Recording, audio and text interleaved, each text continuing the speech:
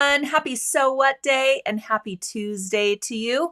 I hope you had a great weekend and a great Monday, and that you're starting off your week with some creative inspiration. Today, we're going to be going over a holiday themed project, but you could easily use this tutorial for any time of year. It's really just dependent on your fabric choices, your machine embroidery design choice. And if you don't have an embroidery machine, I will talk about fussy cutting a cute fabric that you can use to showcase a really cute motif rather than using an embroidery design. This project also is done with a serger.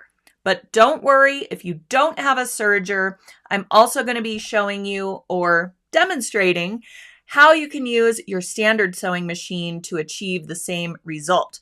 So if you have all three, a serger, an embroidery machine, and a sewing machine, you're all set. And if you only have a sewing machine, you can still create today's project. So no worries.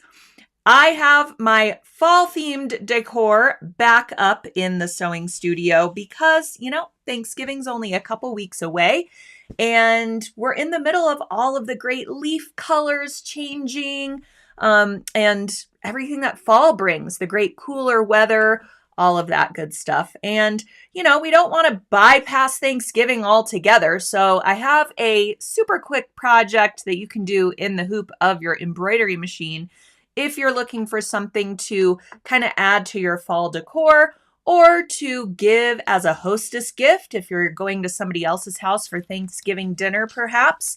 So I think you will enjoy that as well. Before we get started today, I want to make sure that everyone is aware of our holiday headquarters sale. This sale ends in a couple days. So get it while the getting's good because you can get 30% off holiday thread singles and assortments, 35% off of stabilizer assortments. That's an amazing deal. 25% off holiday themed gifts, 20% off blanks. You could see all the great deals that you can get right now at sulky.com for the holiday headquarters sale. So a few of the things that I'm going to talk about today are on sale, so check them out. Plan out some holiday makes so that you can get these great deals before they're gone. And I guarantee you're going to get an amazing deal on the things that you would probably need already for your holiday gift making supplies or holiday decor supplies, all of those good things. All right. Speaking of the holidays, I know, last week I showed off our new Advent stocking Advent stocking pattern. That's free right now at sulky.com. It's only free for the month of November. So make sure that you grab up that free pattern so that you can make some Advent stockings or use the stockings at your place setting to hold little silverware as a silverware pocket. But a few of you messaged me privately saying, hey, we still want to enjoy the fall. We want to enjoy Thanksgiving. Why are you going all the way to Christmas already? And to that I say, I am a sewer. I'm a planner. It takes me a while to get my ducks in a row to figure out what I'm going to sew for handmade gifts, what I want to add to my holiday decor. So sorry to those few of you who reached out to me because, again, today we're going to be talking about a Christmas project. But as I mentioned, we can change up the fabric, change up the embroidery designs, and you can create this project for any holiday of your choice. So don't be thinking, oh, it's Christmas, I'm not into it yet, because you'll enjoy the technique and how it all comes together. But if you were mad about that, you'll be extra mad that I want to talk about New Year's Eve. Because in about 40 days or so, I know that seems so far off, but it's going to be here before we know it. We will be live streaming our New Year's Eve sew along on New Year's Eve at noon. So you don't have to stay up until midnight sewing or beyond. You can join us at 12 p.m. Eastern Time. We will sew along together for about 4 hours, making a brand new bag designed by Sally Tomato. I will be taking you through the machine embroidery tutorial, which are in the hoop, tabs, snaps, and charms that we will be adding to our bag, or they can also stand alone. These also make great gifts as well. So I will be taking you through that tutorial, and that design collection was generously provided by Parker on the Porch. Love, love, love their designs. They make the cutest in the hoop things. If you are no stranger to the Sulky blog, you will know that I love working with Parker on the Porch designs. We also have collaborated on a webcast where we did our In the Hoop boba tea pouch. Also a great gift idea. At any rate, very, very well digitized, adorable, modern looking machine embroidery designs, and they go along with our totally 80s theme. Every year we have a theme for our sew along. We get dressed up. You don't have to get dressed up because nobody's going to see you. You can be in your pajamas if you want on New Year's Eve sewing along with us. But we like to get in the spirit. So this year we're going to be having our big hair, our fishnet gloves, all kinds of fun 80s themed things going on that night. So the designs are a lightning bolt, a roller skate, and a mixtape. So cute, so 80s. And the bag design is called Veronica, the bag pattern. Veronica has a little nod to the 80s with the little bit slanted flap and the zippers, and it's got some really cool hardware accents. But it's really an everyday bag. You can also dress it up for evening if you want. There are 2 colorways of the kit for New Year's Eve in this fossil gray that you see here, and then we have a really pretty blue. And the fabric is a nice buttery micro suede. Remember in the 80s when everybody was working with ultra suede or faux suede? So it's kind of a nod or a nudge to that, but micro suede is really coming back and it's better than ever. This really looks like a faux leather and has a great feel to it. You know, it's got that suede-y, texture, but it's not as, I don't know how to describe it. It's just easier to work with and much, much easier to embroider. So we're going to be using that fabric to make our charms as well. It's a no-fray fabric, so it works great for the charms. It can accept a lot of thread work, so we can have these dense fill stitches in our embroidery designs and still have a wonderful end result to the charms. So make sure that you're registered for that. And the reason that I keep talking about it so much in advance is because I want to make sure that whoever wants a kit can get a kit. The kits are fulfilled by Sally Tomato. So once you register for the event, you'll see links to go on over to the Sally Tomato site and grab up your kit for the event. They are taking care of the kits because all of these fabrics and great hardware and all of that comes from Sally Tomato. So you'll register for the event at sewingonline.sulky.com. Then you'll head to Sally Tomato and grab up the kit of your choice. And that's why we have to talk about it so soon or so early in advance, because these kits every year sell out. And I believe there's actually a cutoff this year for purchasing up your kit for the course or for the sew along, because they want to make sure that everyone gets it in time. Normally, when we do a webcast or video cast or one of our longer format sessions at sewingonline.sulky.com, it's not meant as a traditional sew along where we go through every single step together as one with everyone virtually. Well, this New Year's Eve sew along is different in that regard. We take you through start to finish on the embroidery and start to finish on the whole bag. So you can stop and we'll ask questions. We have some little breaks planned inside of the sew along so you can catch up. If you do fall behind at all, you can just press pause, even though we're live streaming. And then you can go ahead and press play when you're ready to move forward. If you can't attend for the whole 4 hours, totally fine. Join us in the beginning or hop in whenever you can. And then you can go back once the live event ends and watch anything that you might have missed or anything that you want to review. All right. So I think that I covered everything for the event. A number of you said, I'm already registered and ready to go. Esther says, already ordered my kit a few weeks ago. So we seem to be on our way. All right, let's see. Let's move forward to our project for today. Today, I'm going to be taking you through this winter table topper. It's a table runner that is constructed with your serger. So this is called a quilt as you go method because we are going to be adding each piece in our serger, and that seam that joins the top and the backing and any other pieces are done with this serge as you go method. And the entire instructions for this table runner are on the Sulky blog at blog.sulky.com. I also linked directly to the full tutorial in the description of today's post.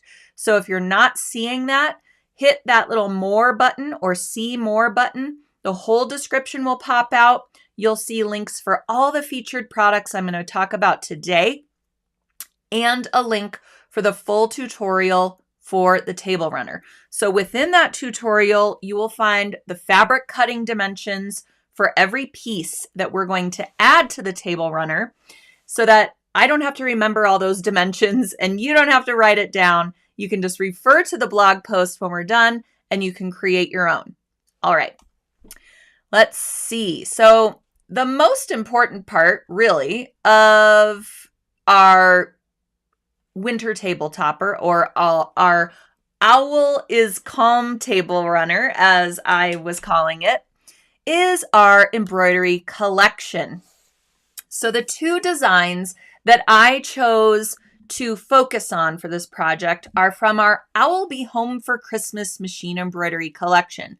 These are absolutely gorgeous designs. I love them. They're a little bit punny, very cute little owls. And this collection comes with the 6 designs that you see here in 2 sizes. They are sized for a 4x4 hoop or a 5x7 hoop. So if you have hoop limitations and only have a 4x4 hoop, you can embroider the small size of the collection. And if you have a plethora of hoops, then you have your option to go small or large, depending on the project at hand. So for these designs, I went with the 5x7 size. I just really love to go as big as I can with embroidery because it's such a nice focal point for your projects and is really our way of personalizing them beyond just our fabric choices. So since these designs are rather busy, there's a lot going on in them and they have lettering, so we want to be able to read them. You want to choose like a blender print or a solid colored fabric for the blocks that you're going to embroider. I went with this kind of off-white blender fabric. A blender is something that has a very minimal print that almost blends into the background. This is why it's called a blender. So a very, very minimal print or no print at all for the 2 squares or rectangle pieces that we're going to embroider for the project. Now, if you're not adding embroidery because you don't have an embroidery machine, you could put an applique on those squares, or you can leave them blank and you can fussy cut a fabric print. Now, I'm sure all of you know what it means to fussy cut something, but if somebody out there does not know what that means you are strategically cutting your fabric so that you can center a fabric motif on your fabric piece. That's called fussy cutting. So let's say you find an owl printed fabric and it has a really cute owl motif. You can plan to cut that piece of fabric centering that motif, and then that becomes the focal point of your table runner rather than an embroidery design. So you have lots of options for this particular table runner. You can also just simply cut this piece from a fabric print and not have any decoration at all. And then you can plan to quilt it a little bit more to add some more detailing and personalization that way. So what you're really learning today is the method for creating this table runner on your serger or sewing machine. Don't worry, I'll go over that too. And then you can apply that for all kinds of different fabrics. What I also like about a serge as you go or quilt as you go table runner is that it's very easy to use up a lot of scraps, because for the back of our table runner, that is going to look exactly like the front, meaning all the pieces that we piece, these 3 pieces, become 3 pieces on the back. Or as you can see, I cheated a little bit because I was using up scraps. So these 2 become these 2. See what I'm saying? You don't need one long piece of fabric that maybe you don't have a piece that long or that wide in your stash. We're going to cut the backing pieces the exact same size as the front pieces. Okay, so it's a really great time to dive into your fabric stash. I like to kind of center on a singular color family and then kind of grab my stash fabrics, and I can kind of categorize them in color family and see what looks good together. That way you don't have to work from the same fabric collection. You can pick something that, in this case, it's like teals and greens and grays and off-white, and there's a little bit of like a pinkish red going on. So then I could find fabrics that kind of fit with that colorway. And it happened to go with my embroidery design colors so incredibly well. So you can always start there and pull the thread colors for that particular design, and then go in your fabric stash and start matching up fabrics to the thread spools that go with your embroidery design. And then everything kind of coordinates nicely, even though you're using all kinds of scrap fabrics.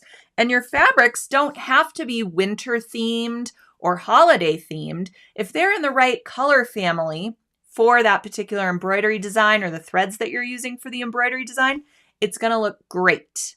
I promise you. But of course, if you want to go all holiday, go all in. And you can also swap out some colors of thread to go with the colors of your fabric. So you have a lot of leeway in that regard.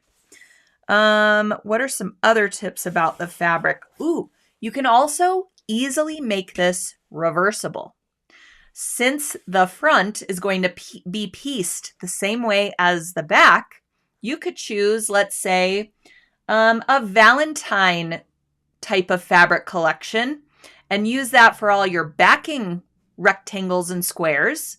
And then on the front, you could have your winter themed fabrics. And then when it comes to Valentine's Day decor, all you have to do is flip your table runner over, and there you have it. You're ready to go. So the back of mine has a very minimal print to it. It has these 2 prints, and then the rest of it is whites, off-whites, and creams. So I can easily go from Merry Christmas to just kind of more nondescript winter once Christmas is over. I can just flip the table runner, and I still have some decor that I don't have to quite put away yet. All right, let's see. What fabric line did you use? So this fabric line is a winter collection from Art Gallery Fabrics, and these fabrics are actually not part of the same collection. Art Gallery Fabrics offers some different fabric bundles that are pre-cuts. They've got fat quarter bundles, half yard bundles, things like this. And you can purchase them up by theme or by color family. So I grabbed up a winter themed bundle, and it just so happened, I mean, I've actually used the bundle for a couple of years now. You might recognize some of the fabric prints in other things that I've made. For example, our In the Hoop coasters that I did a couple of weeks ago. This is from that same collection. Notice this print. So I've gotten a lot of mileage out of this pre-cut winter fabric collection. And since they were pre-cuts and I only had little dribs and drabs left, I was able to use it for this pieced table runner.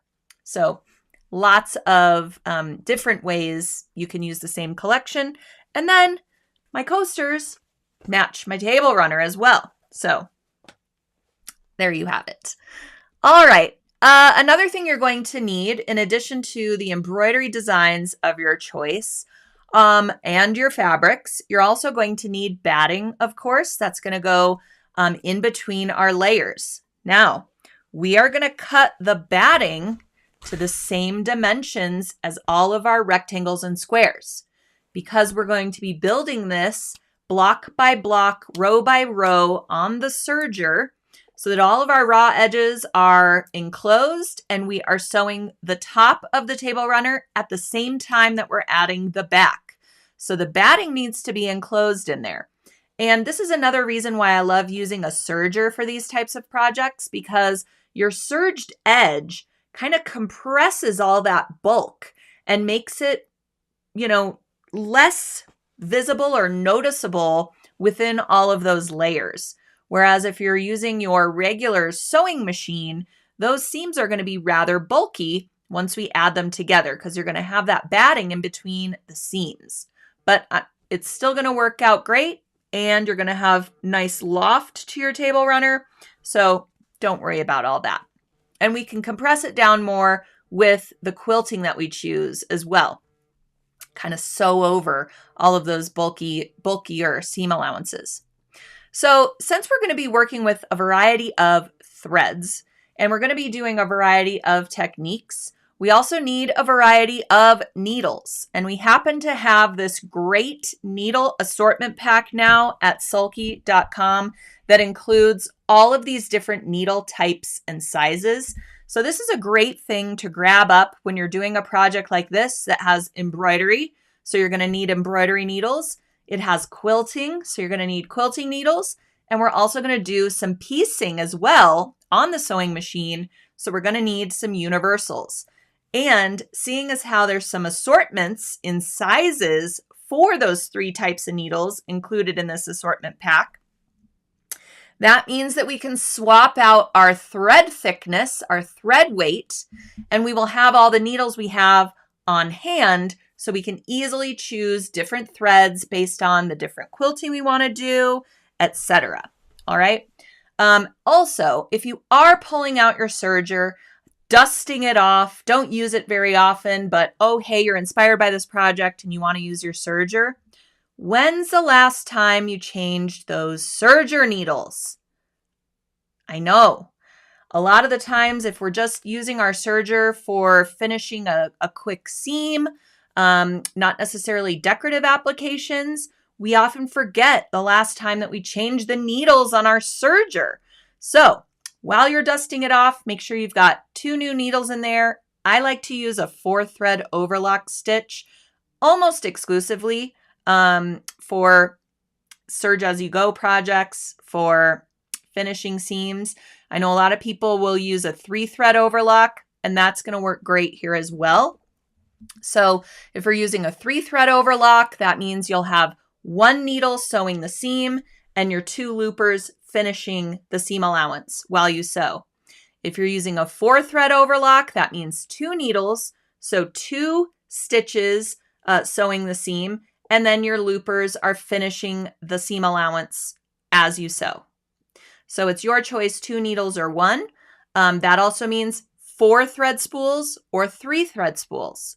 For the construction of this, I used Sulky 40 weight poly deco in my serger. That's a nice, strong thread that is, still has nice color to it, loads of colors. You can choose to match your main fabric color that you're using. You could also use 50 weight cotton thread in the serger for this. I love using 50 weight cotton thread in my serger. It's really what I would, if I had to, what I would compare to a quote unquote serger thread, except sulky 50 weight cotton thread is long staple, high quality, less or little to no breaking points because of that long staple. And it's just super strong and so nice. That's all I can say. All right. So either 50 weight cotton or 40 weight poly deco in the serger. If you're using your sewing machine, you can use either one of those threads as well to construct the table runner. Okay. Phew. Speaking of serger. Now, the technique that I'm going to be showing you is very similar to the technique that we learned, or one of the techniques that we learned in our serger sewing session, Next Level Serger Success with Katrina Walker. If you missed this session at sewingonline.sulky.com, you can still register for it. In fact, if you're going to have Thanksgiving week off or you're about to take some vacation time at the end of the year, it's a great time to sign up for one of our longer format embroidery sessions or serger sessions where you can really spend some time, get to know your serger again or for the first time.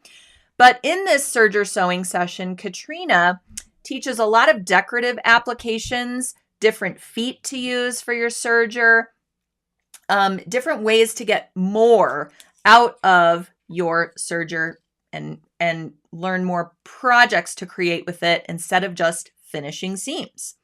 She also takes us through a project at the end that is a serge as you go table runner. And it's strip pieced. So each piece is a rectangle and it's very simple. So that you get the hang of the serge as you go quilting technique. But I've taken it a step further with this table runner because I am showing different piecing and just different patterning across the table runner length. It's not just strips. We're doing something else.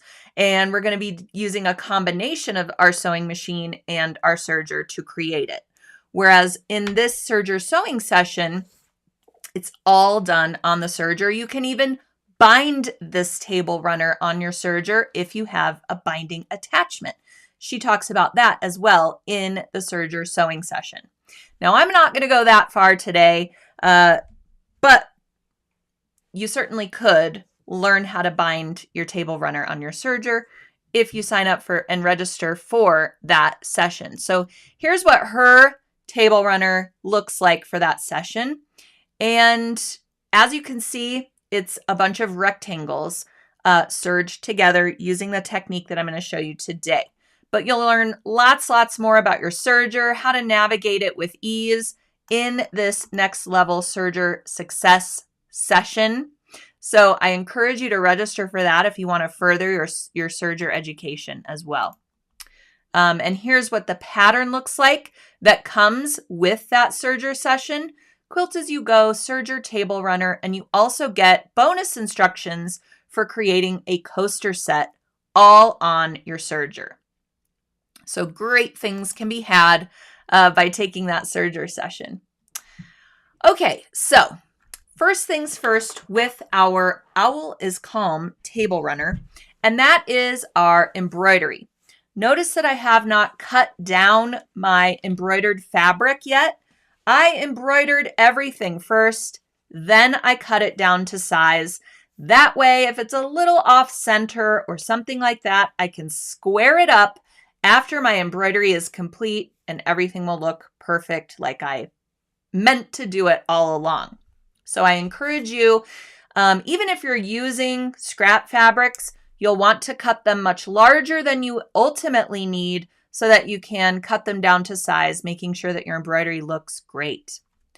So I have embroidered my fabric with Sulky Tear Easy Stabilizer and my batting, and then my fabric on top. That's right. I'm going to embroider through the batting as well.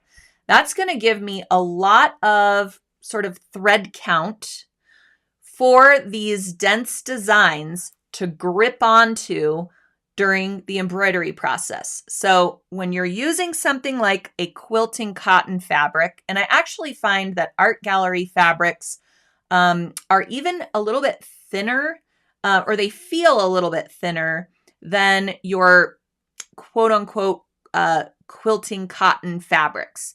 They're a very high quality fabric. They feel great after they've been washed. They're so nice to wear. A lot of quilting cottons, you can't say that, that they don't drape well and things like that.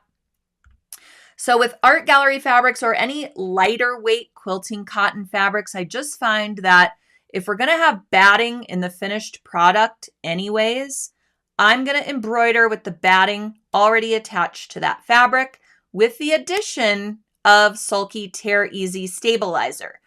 I'm sandwiching my batting just like I would if I'm quilting it and then putting it in the hoop. So since this is nice and lofty now, I'm adding the batting, right? I'm using a magnetic hoop so that all of those layers can fit in the hoop without pulling, scrunching, bunching, puckering. Magnetic hoops are so awesome for this. If you don't have a magnetic hoop, you'll want to use a standard hoop and hoop only the Tear Easy Stabilizer, and then you're going to place your batting lined fabric over the top of the stabilizer once it's been hooped. You will use KK2000, our temporary spray adhesive, to make sure that all of those layers stay in the hoop without shifting. And then you can also do a baste around the design function on your embroidery machine so that all of those layers are nice and secure before you begin the embroidery design. Okay, but you'll see this is my magnetic hoop, and look how nicely it embroiders. It's effortless, so amazing. I highly suggest you add these to your Christmas wish list. These are also at sulky.com, so you can choose your brand, make, and model of your particular machine, and it will show you the available magnetic hoops for that machine. And tell your friends and family this is what you want for Christmas, because these will really take your machine embroidery to the next level. So here is our nice design after it has come out of the hoop. And you can just give it a little bit of a press from the right side of the fabric, just around the stitching. And now we are ready to embroider our second design. This table runner has a design on each end. So I chose Merry Christmas on one end and I Will Be Home for Christmas on the other. You can choose the same design or any design that you love. So once you have removed it from the hoop, we need to tear away the Tear Easy Stabilizer, and notice that I've got my batting already attached on this piece. As I mentioned before, you're going to cut your fabrics so that the front and back and batting are all the same dimension for each piece in the table runner. So for our embroidered blocks, our batting is already attached.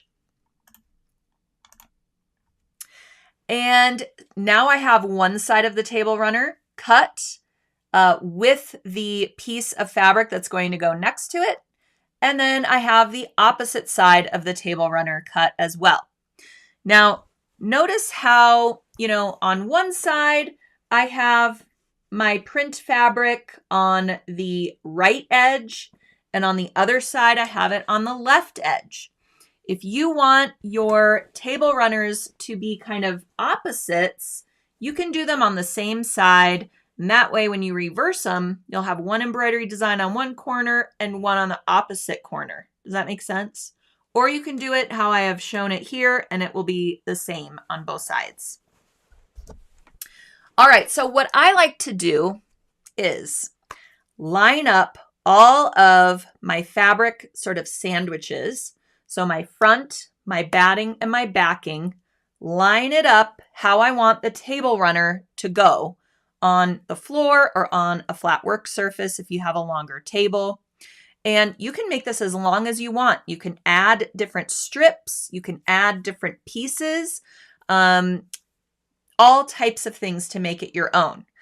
But what I find helpful in this serge as you go or quilt as you go method is to have everything lined up from the left edge to the right edge of the table runner. That way, when you go to add a piece, you have all the fronts, all the backs, and all the middle battings all together. It makes it much easier to stay organized while you're going along serging your table runner. All right, so first we have the piece that's going with our embroidered block or embroidered square. Obviously, if you're not doing embroidery, you might have a fussy cut square or just a regular print fabric square. We've got our front and back and our batting between. Here's the other side of that piece. So if you are working with a directional print, this is also helpful when you're laying out the table runner, making sure all of your directions of prints are going in the same direction. It doesn't really matter if they're up and down from left to right or the opposite. You just don't want one going this way, one going this way once you've pieced it together. Make sense? All right. So we're going to take our first embroidered block with the batting attached, set aside the backing of that section. Place our fabric that we're going to piece next to it, right side down over the embroidered block with the batting on top, and then the right side of the backing piece is face up. Bear with me here. Now we're going to take the backing of our embroidered block and put it face down over everything that we just did. So now our little sandwich piece is in between our embroidered block with batting attached and our backing for that piece. Everybody with me? Now we're going to take that over to the serger and we're going to serge that bulky edge. If you're using your regular sewing machine, you can just sew this at a 1/4 inch seam. And I would additionally do a zigzag or a finishing stitch along that bulky seam allowance so that you can compress it a little bit with the thread.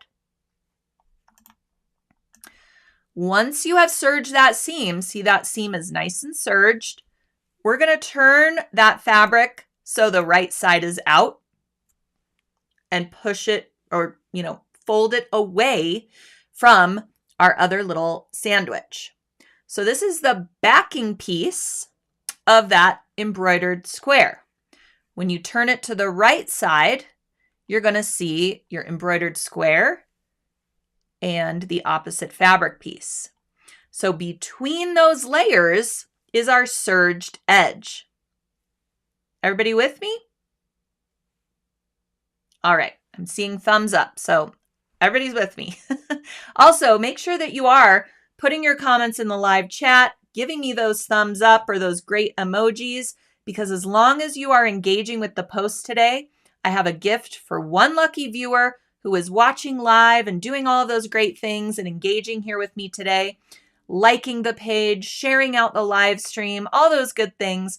One lucky viewer will win the Owl Be Home for Christmas Machine Embroidery Collection, valued at $26.99. All right. So now we have our first section of the table runner completed. In the blog post, I just refer to this as section 1. We're going to keep building onto section 1 and expanding section 1. All right, so now that we have this piece done, we're going to add a pieced border to the upper edge. So you can see my pieced border. Let me get rid of this image for a minute. My pieced border has the 2 fabrics that I just put on the back. So with our regular sewing machine, we're going to sew these blocks together to create the border piece for the thing we just sewed. So we're going to go right sides together with our squares until we have the length that we need to span the previous section 1. So 1/4 inch seam allowance. You're going to sew all those seams together. Make sure that you are pressing as you sew. Make sure if you're using a directional print that everything's going in the right direction. See my little houses there? We don't want one upside down in the same row. And now we're going to do exactly what we did previously. We have our pieced rectangle with batting attached to it using our KK2000 so it doesn't slip out of place. And we're going to put that right side facing our embroidered block or section 1. Then we're going to put everything over the top of the backing piece for that section. So in the tutorial, I just have this backing piece as one long rectangle, but you could certainly also piece together something or piece together some squares so that your back looks just like your front, but in a different fabrication. For example, if you wanted to make this a reversible Valentine runner, you might want that pretty piecing there as well. So that's your choice. But we're going to put our backing fabric right side up on our flat work surface and everything over the top of it. So now we're sandwiching section 1 between those 2 rectangular pieces. We're going to serge that edge, and then we're going to fold those 2 pieces to the right side so that wrong sides are facing. And now we have added more to section 1. Okay, so you can see how this continues to go together and how helpful it is to have your whole table runner out in front of you so that you know which pieces go next and get sandwiched and sandwich section 1. So we're going to keep building from left to right until you get all the way to your last embroidered square and your last pieced rectangle that gets added to it. So make sure that you're piecing those things together on your serger before it becomes part of the section 1 sandwich. All right. And here is just the center block that I created. And I will be honest with you that this center block, the dimensions for it came out of necessity because this is all the fabric that I had left of this adorable fabric collection. So I made these 3 fabrics my center focal point of the table runner, or the center of the table runner.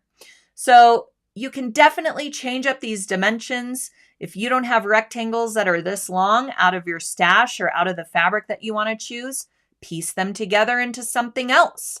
Just do that piecing before you layer your batting piece, before you layer the backing to it. This could be a bunch of half square triangles. So you can really have fun with it. And then once you have pieced that section together, sandwich it with section 1 and so on. And you can see how easy it is to make this as long or as short as you want it, or create this as a placemat. But using your serger is really a great way to not only get the most out of your fabric and use up your fabric stash, but also quilting it as you go. It's going to seem like it's quilted along each seam line. So it's going to seem like it is quilted in the ditch. So when you're done with the table runner, you don't have to use or you don't have to add any additional quilting because all of those pieces are quilted as we go on the serger. But you know me, I like to gild the lily. So I did add some extra quilting once my table runner was all serged together and I trimmed it up so that all edges were even. I added some quilting. So I kind of eyeballed it. I quilted some X's along each one of the middle squares. You can see here that I am utilizing my laser light that I have on my sewing machine. If you don't have a laser light, oh, let me just tell you, talk about a game changer. It's so nice if you like to eyeball things like me, because that laser light, you can line it up with the opposite corner and sew from one corner to the other without having to mark anything. Super nice. But don't worry, you can also plot all of your quilting lines as well. Use a removable fabric marker or chalk, and you can just start drawing all over the top of your table runner until you get the quilting look that you want, and then sew over all of those lines. For my quilting, I used Sulky 50 weight cotton thread because I wanted the thread to kind of disappear into the table runner so that everybody's looking at the embroidery and the pretty fabric, not necessarily the thread work. Now, if you are a prolific quilter and your quilting stitches are going to look amazing and you want to free motion quilt this, or try your hand at a bunch of different quilting techniques, then by all means, use a more prominent thread. Use a 30 weight cotton thread or even a 30 weight cotton blendables thread that features a bunch of colors in your fabric or in your embroidery design, and you can really have fun quilting it. I did just a bunch of different quilting techniques on each block because I was just having fun with it and trying a bunch of different things. So for my embroidered block, I didn't add any quilting at all so that the design becomes the star. For this block, you can see I did straight line quilting, about 1/4 inch apart, just equidistant lines of quilting. Along my pieced border, I have X's inside of each one of those pieces. And then along this rectangular strip, I did straight line quilting, but going the other way. Then I have my large X's kind of mimicking what I've done down here. And then the same exact thing on the other side. So since this is, a relatively quick project, you can take your time with the quilting. You can add as much or as little as you want, and have fun with it. Choose some really fun colors. You could go with a poly sparkle 30 weight thread for the quilting and add a little bit of metallic to the party. And yes, if you are doing a reversible runner, thank you to whoever said that, you could choose a different color thread in the bobbin. You really want to make sure that your stitches are nice and balanced, so you're not going to see any of that bobbin thread on the top, and you're not going to see any of the top thread on the bottom. So I would do some test stitches on a bulky fabric sandwich and try out your quilting if you're going to use a different color thread in the bobbin that matches that colorway than you are on the top. But you should have great success with it. You may have to adjust your tensions a little bit depending on the machine that you use if you're going to go that route. So here is my table runner with the quilting completed, and we're going to square up all the edges. Now, what I also did was I serged the whole table runner perimeter because, again, it's pretty bulky with all those layers. And when we serge the perimeter, it kind of compresses our fabrics into the batting, and it makes it so nice and easy to add the binding. So I just serge finished the whole thing. You certainly don't need to if you don't want to, but I just really like that it keeps all the layers nice and tidy and together and a little bit compressed. So then it's just a matter of adding the binding of your choice. I chose another blender print, and this is actually a cotton and steel fabric print that I thought just went with the colorway of, so I'm mixing two different fabric companies here. But it's all good because we're using up our stash of fabrics so that we can buy more. Am I right? So I went ahead and made my own binding. I like to cut about 2¼ to 2½ inch wide strips on the bias or on the straight grain because we're not dealing with any curves here. So you don't necessarily need bias binding. You could also use purchased binding as well. For something like a table runner that we're stitching up quickly for the holidays, I don't necessarily mind a pre-made binding, but I love to make my own. And it's also a great way to use up scraps because you can make a scrappy binding. You can sew together all of the leftovers of these fabrics, piece them all together, cut your strips, and you can have a nice scrappy binding that looks really cool as well. So I apply my binding on the regular sewing machine. If you want to bind yours with your serger, by all means, use a binding attachment, and you can experiment with that too. I find it's a little bit tricky mitering the corners when you're using those binding attachments, but there's lots of tutorials to help you out with that. And you can also consult our next level serger success session at sewingonline.sulky.com and get some tips for using those kinds of attachments as well. And then I always like to hand sew my binding along the back side of the work. This is really just how I learned to bind my quilts and quilty items. And with something like a smaller table runner, I don't mind binding it by hand. It's something that I can do while, having a coffee, having a hot cocoa, maybe even watching a Christmas movie, something like that. And you can get it done relatively quick. All right, and then we have our beautiful table runner. So some new decor for the holidays. It's always nice to add something new to the mix because I know we all store away our prized decorations that we've either made or inherited over the years, but it is nice to kind of freshen up that decor, add something new to the mix, and maybe even a new colorway. I kind of get bored year after year having the same reds and greens and traditional looks. So sometimes I like to change it up and throw something new in, whether it's a pink or a teal or a gold. This year I'm really liking the white on white, off-white, gold kind of color scheme. So I think that this table runner gives a little bit of a pop of color to that color scheme while still sticking with it a little bit. So I like that as well. And here's just another image that you can see the embroidery a little bit clearer on this side. So again, you can use any design you like, celebrate any holiday with this table runner. You can make it totally nondescript holiday as well and stitch one up for a friend for Christmas or for the holidays or for a birthday, etc.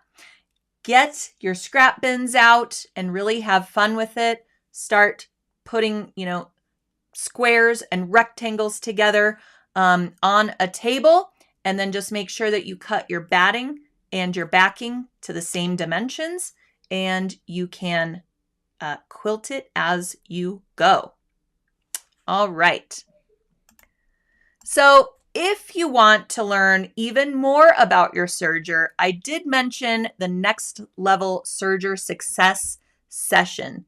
But even before you get to next level, you might want to visit our Basics and Beyond serger sewing session. The Basics and Beyond really starts at people who are brand new to serging. What are the terms you need to know? How do you thread your serger? Tips for threading the serger. I think that's a big barrier for people is they get so intimidated by threading those loopers. So there's some great information in this session about that. There's also another Serge as you go project within this session as well. So if you're contemplating getting a serger, adding a serger to your sewing arsenal, asking for one for the holidays, this would be a great session to start with to learn all about it and get the most out of that investment. There's also a serger buying guide within this session. that you can download and print. So if you're in the market for a new serger, or if you are thinking about purchasing one, you can download and print that buying guide, take it to the dealer, take it to the store where you're thinking of purchasing, and you can kind of check off the functions that you're looking for in a serger based off of the sewing projects that you like to create the most.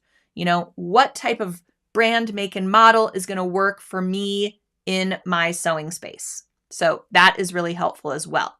Within this session, you also get this really pretty Serge As You Go project. It's made with a jelly roll of fabric. Does everybody know what a jelly roll is?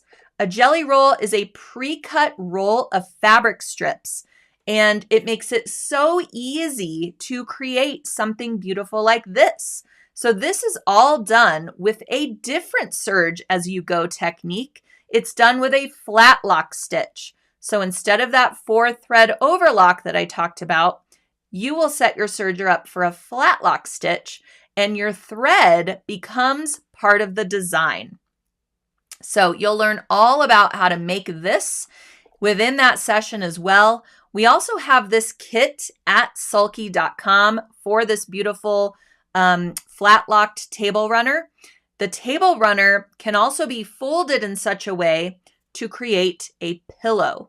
So whether you need another table runner or you want to make this pretty pillow, you'll have the option to create either project with the same kit. It also comes with a pretty variegated rayon thread that has lots of different colors in it, since the thread is shown on each of these pieces.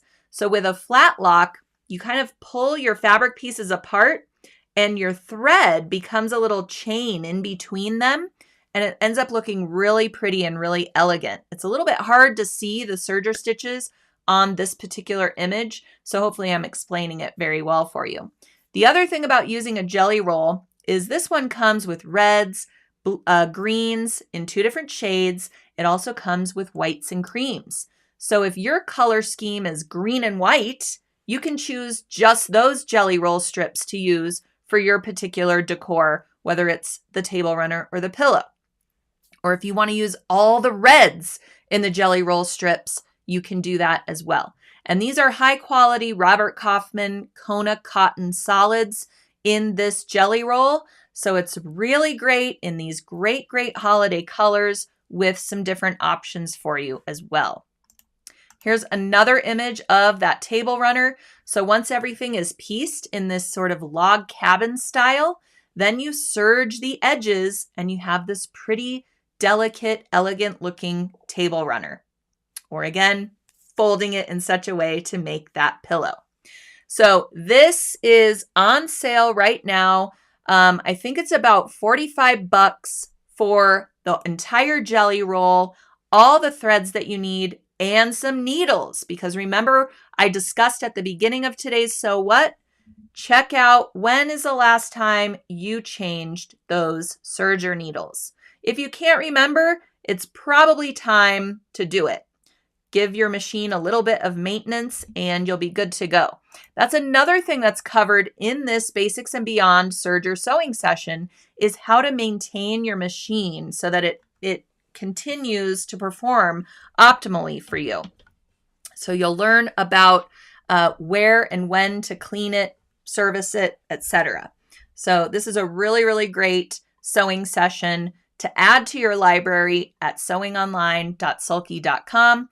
So once you have registered for our New Year's Eve event, you can add these other serger sewing sessions to your library at sewingonline.sulky.com, and you'll have lots of stuff to do over the winter holidays. And if you're taking a break and going to have some time to be at your sewing machine, it's a great time to, further your serger education, get that machine out and put it to some use. All right, so lots of questions have come in. Noreen says, how often should you change the needles in your serger? Well, in your serger, I still like to follow suit with my sewing machine. I change my needles with every major project I create. I always want to make sure that my needle is never going to be the problem if I run into snags or issues with the machine. It's actually always the first thing I look at if my machine starts malfunctioning or I'm seeing bobbin thread or something like this is happening. My number one thing to do is change out my needle. And then I see if everything's running smoothly. I would say probably 8 or 9 times out of 10, there was something wrong with the needle. Sometimes I'll pull my fabric away and my needle isn't all the way in the up position. I don't realize it, and it bends the needle ever so slightly. And then all of a sudden I'm having skipped stitches or something's going on. I swap out the needle, because I can't always see those things. You can't really see if there's a tiny burr on the needle or if it's bent a tiny little bit. But these things can really affect the performance of your machine. And you really want to make sure that you're not sewing with a bent needle because it can harm your throat plate and things like that. If your needle is hitting against that throat plate, you're going to have long-term problems down the road. So a needle is a very, very small investment to make sure that everything else is running smoothly. And again, we have this new assortment pack of needles at sulky.com. So you can stock up on what I would consider to be the 5 most used needles. These are our 5 best sellers at sulky.com. You can grab all these up and you'll have lots of different sizes and types. So you can do a number of different techniques using a lot of different thread types and weights with this assortment. And you'll save quite a few bucks by getting that assortment rather than just picking up those individual needle packs like piecemeal style. So it's a really great deal. All right, let's see. Yes, Susie Q says, don't forget to click the thumbs up to like the video. Thank you for saying that, because as long as you are liking the video, sharing it out, commenting, giving me those questions, all of those great things, you will be automatically eligible to win the Owl Be Home for Christmas Machine Embroidery Collection. I will pick one winner at random who's doing all of those things, engaging with me today. Sharon says, link to the pillow kit, please. All right, so the Jelly Roll Home Decor Kit, that's what it's called. You can use it to either make this table runner or the pillow. It is on sale right now, and I linked to it in the description of today's post, or at least I thought I did. If not, we will put that link right in the chat for you so that you can head on over to sulky.com and take a look. All right. Crystal says, I have a 16-year-old baby lock serger. It's a tad yellowed, but works as if it is brand new. Great that it threads very easily. Yes, Baby Lock was the first brand to offer sergers for the home sewist. And that's actually why it's called Baby Lock, because, the serger creates this overlock stitch. So that brand really was born out of the home sewist needing, wanting, etc., a serger that they could use at home. So, little trivia for you. All right. Sean says, I inherited my mother-in-law's serger and haven't done anything with it yet, so this is good to know. I know nothing about serging. All right, Sean. Well, I highly suggest you head on over to sewingonline.sulky.com and take this Basics and Beyond serger sewing session. This is an on-demand session that is really guided by you. So, you don't have to sit and watch the entire thing all at once. It is already formatted in these manageable chunks of information, so you can come and pick and choose what and when you want to learn when it's convenient for you. So these are totally self-led with lots of video instruction, lots of ancillary materials to help you out on your serging journey. So I think that'll be a really great resources for you. And Susie says, for a round table, you can make 2 runners and cross them. That's a really great idea. So 2 table runners for a round table. All right. Sharon says, I have a 35-year-old baby lock serger, haven't used for years. Would the serger sessions apply to the older models? Yes, it does. So we don't focus on any certain brand, make, or model of serger within those sessions. They are done totally generically so that they can apply to anyone who has a serger. And Katrina does talk about this within the sessions as well. About navigating your manual and things like that. She says, on my serger, I call this XYZ. Your brand might call it EFG.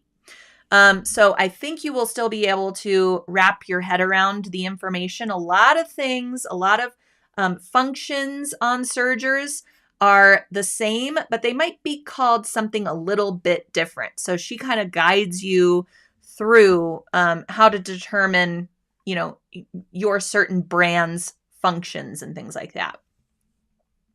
All right. Lorraine says, I love my serger. We'll be watching your serger class. All right. The class really takes the scare out of using your machine. Thank you. Perfect. All right. Janet says, I'm going to do the basics and beyond and see if it helps me with my serger phobia. Great. Okay, good.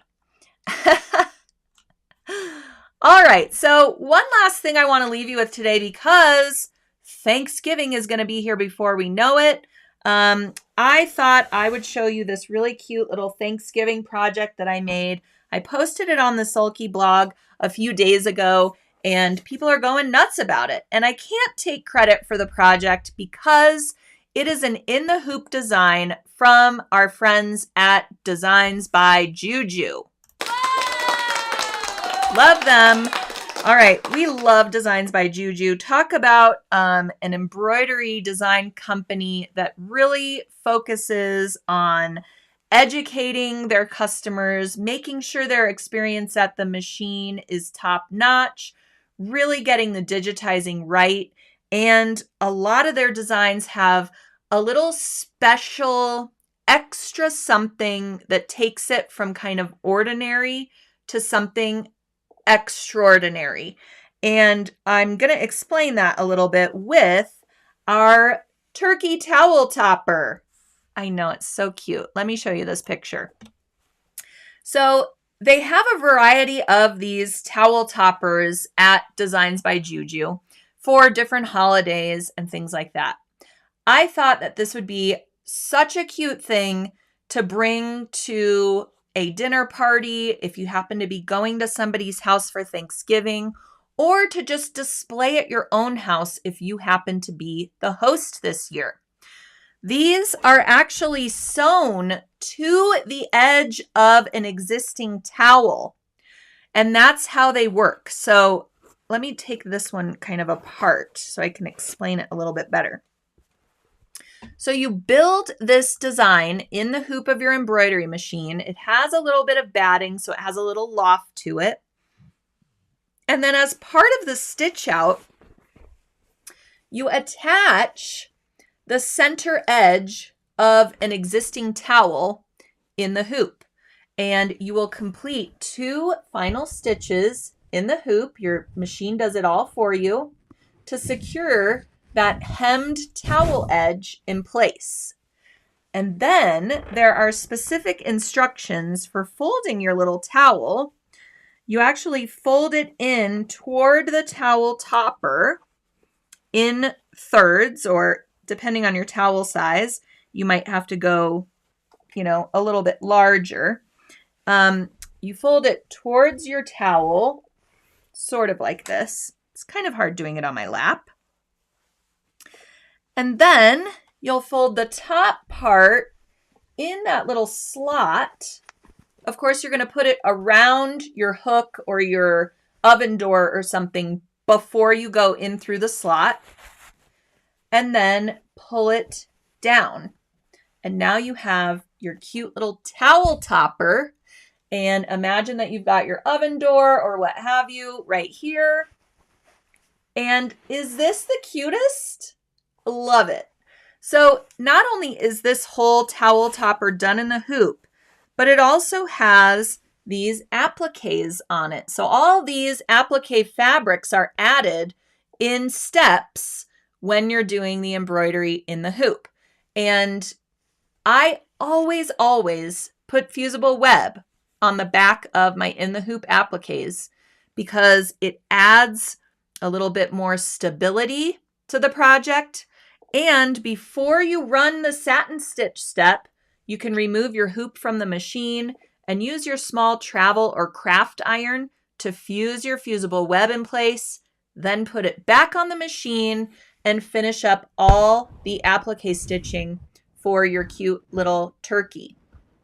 So it also prevents any kind of show through. If you had a dark fabric as your background and a lighter fabric for one of your turkey feathers, then that additional fusible web also adds, acts like almost like an interfacing. You know, it's going to prevent a little bit of show through or all show through depending on your fabric layers.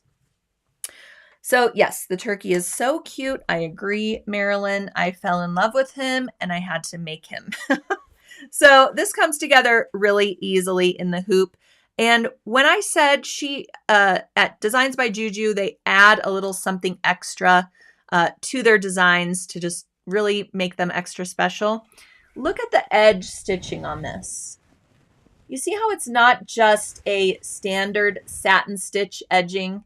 It has this additional decorative piece to it. So it has like a zigzag satin edging. This is the kind of thing that you can expect from Designs by Juju, where she just kind of takes it a little bit further, adds it a little bit more decoration. It takes it from looking, standard or ordinary. That's really the only, word I can use. And it just makes it look so pretty. This could work in your bathroom for Thanksgiving, etc. Now for the towel, you want to look for a towel blank. We have a ton of those at sulky.com, and blanks you can find 20% off right now for our holiday headquarters sale. So shop those towel blanks while they are on sale. The sale ends in a couple days at midnight. So you can find a whole bunch of towel blanks at sulky.com. I will say though, I used one of the Sulky natural flour sack towels for this, and it is super duper long. Okay. You probably noticed that as I was trying to fold it. See how long the towel is? So I think I'm actually going to cut off about 6 inches from the other side and just hem it, because as this hangs on my oven door, it's just a little bit too long. I just didn't really think about that. I was like, ooh, I have this towel, I'll use it. But the flour sack ones, they come in lots of different packs. So you can get a pack of 3, you can get a pack of 10 or 12, I think. I can't remember off the top of my head, but they come in these great packs, which you definitely want to get more than one, because then you can create a whole bunch of these and give them away as gifts, whether you choose the turkey one or a holiday one or what have you.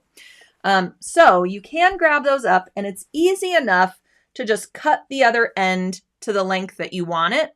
No big deal.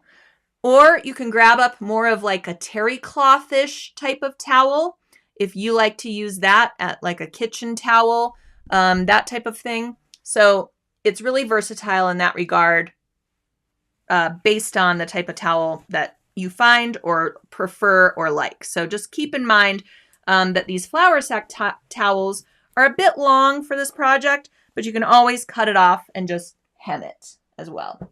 So that's just a fun, quick and easy little Thanksgiving project that you can really create in a matter of, an hour or two, providing that you have all the materials that you need on hand.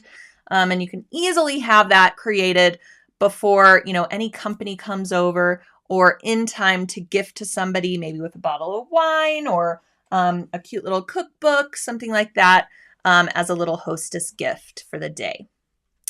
All right. Oh, Deb says, I will miss next week. So what? I hope you have a wonderful time on your trip. Sad that I will be missing it. Hopefully I can join another. Oh, Deb. So Deb and I go way back. Deb went on one of our Sulky Craft Tours trips to Germany a couple of years ago, or 3 years ago, I think at this point. We toured the Christmas markets and, oh, Deb. So precious. Love it. Okay, sorry. So yes, I will be headed to London in a couple of weeks on our Craft Tours trip to England. We're going to be doing London, a Harry Potter exhibit, a trip to Highclere Castle.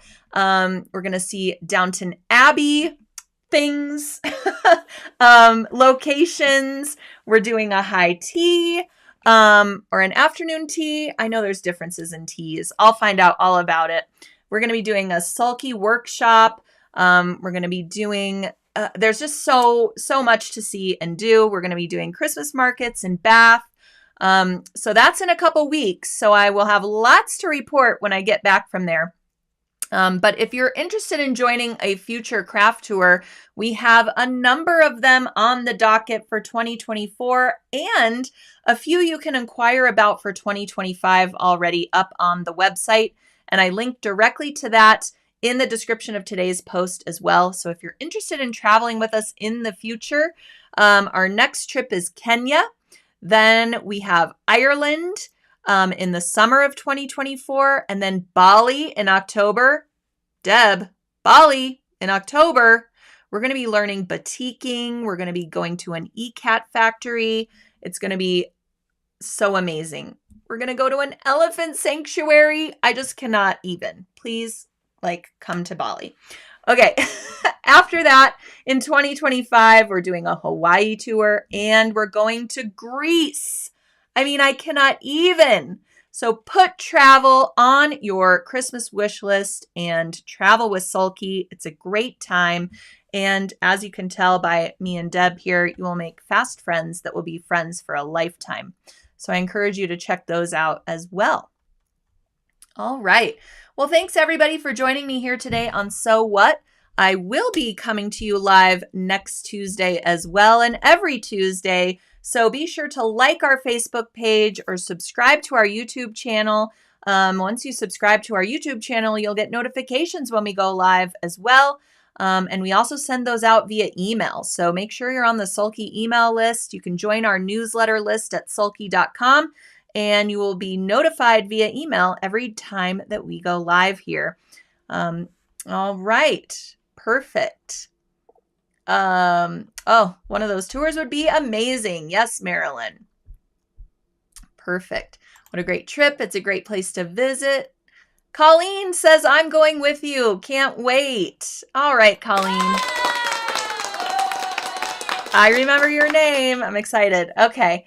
All right. Thanks, everybody. I'll see you next Tuesday on another So What. Have a great rest of your day.